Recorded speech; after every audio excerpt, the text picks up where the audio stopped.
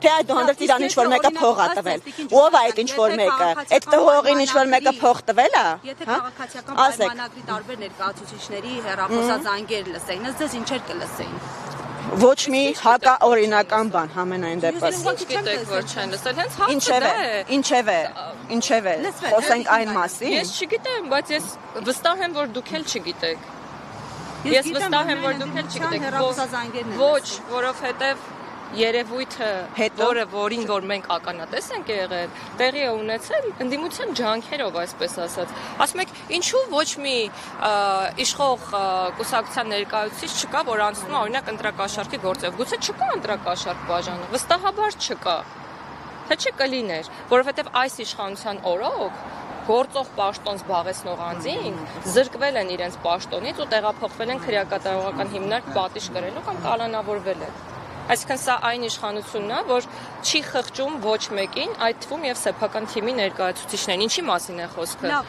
Չէ, ես արդեն իրոք հերիք է ցույց տալ, որ մենք ապրում ենք այլ իրականությունում։ Սա է մեր իրականությունը։ Սա մի իրականություն է, որտեղ ընդդիմությունը բաժանել է կաշառք, դրա վերաբերյալ կան բազմաթիվ պնդումներ, քրեական գործեր, կհաստատվեն դեպքերը, թե ոչ, կերևա դատարանում։ Եվ Տիկին Ջուլհակյանը հենց դա նկատի ուներ, որ մեր երկրում աշխատում են, գործում են ինստիտուտներ, եւ մենք կտեսնենք, թե ինչպիսին կլինի հետևանքը։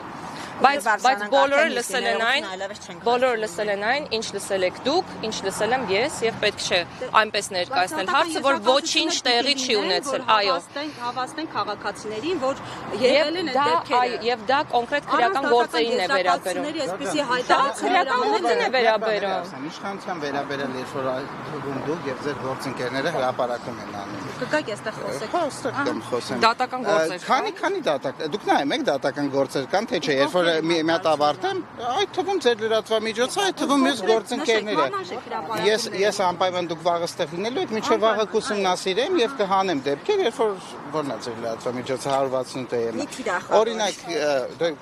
գրասա, ինչ ասեմ, չեմ թիրախավորում։ Ասենք, օրինակ, երբ որ հայտարարություն արվում, օդում կախված լուրերի համաձայն, ես ինչ պաշտոնյան, օրինակ, չգիտեմ, ես կոռուպցիայով զբաղվում եւ այլն։ Փաշինյանի ընտանեկան թերթին է պարոն Գրիգորյան։ Նախ պարոն վարչապետի, կարծում եմ պետք է ավելի հարգալից խոսել, բայց էլի եմ ասում, մի փորձեք, ստեղծեք, մեր համար չէ, բոլորիս համար եւ փաստը դա է, դուրը կարա դա կամ չգա։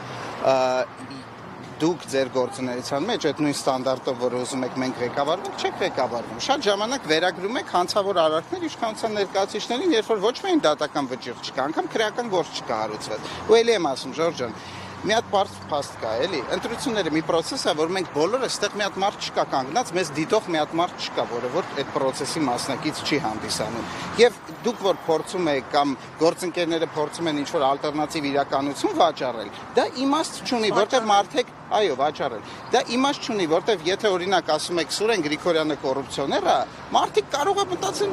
կարող է ճիշտ են ասում, թողեք ավարտեմ, կարող է ճիշտ են ասում, ներողություն, կարող է ճիշտ են ասում, կարող է սխալ են ասում, բայց դուք մի հատ process, որ բոլորը մասնակից են եղել, փորձում եք մարդկանց պատմեք, որ իրանք ճնշված են եղել, դա չեն զգացել, վախեցել են, դա չեն զգացել, իրանք կաշառք են բաժանել, իրանք չեն իմացել։ Կաշառքի դեպքերը դատական եզրակացություններով կհաստատվեն։ Դա եզրակացություն չի, դատավճիռ է, բայց ամեն դեպքում դատարանի որոշման կլինի։ Դատավճիռ։ Նա հիմա պարոն Գրիգորյան, ի վերջո վարչապետը, վարչապետը բոլորի վարչապետը չպետք է լինի ժողովրդավարական երկրում։ Բոլորի վարչապետը։ Բա մյուս ձայները համարել ոչ օրգանիկ, դա նորմալ է։ Ոչ օրգանիկը դա քաղաքական գնահատական է եւ նորմալ է, երբ որ կան դրա հիմքերը, որոնք մեր ամբողջ հանրության աչքի առաջ են, ներողություն։ Գաղտնիությունները լսեք։ Բայց լսեք ամեն դեպքում։